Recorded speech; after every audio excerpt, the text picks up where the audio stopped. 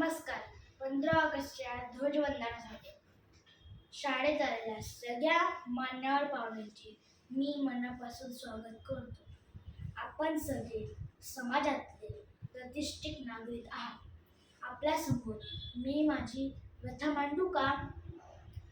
सध्या आपल्या राज्यात लाडकी बहिणी योजनेचा बराच गाजावाजा सुरू आहे.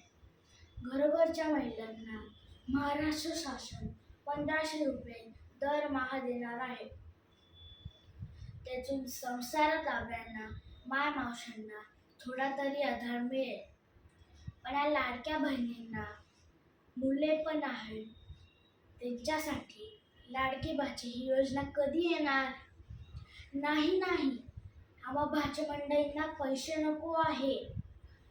फक्त भाच्यांच्या शाळांकडे माननीय मुख्यमंत्री व शिक्षण मंत्री यांनी लक्ष द्यावे इतकीच माझी अपेक्षा आहे. आमच्या शाळेची अवस्था पाहिलीत का तुम्ही? भिंतींना तडे गेले आहे. गेल्या कित्येक वर्षात ना त्यांना सिमेंट लागले गेले ना रंग दिला गेला आहे. पत्रे गंजून गेले आहे आणि त्याच्यातून पाणी गळत आहे.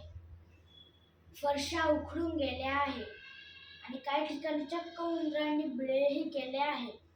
अशा या शाळेत आम्ही मुलं येतो आणि शिकतो.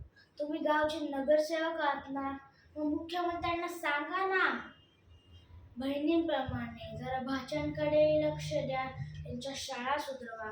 बहिणी आपोआप आनंदी होतील.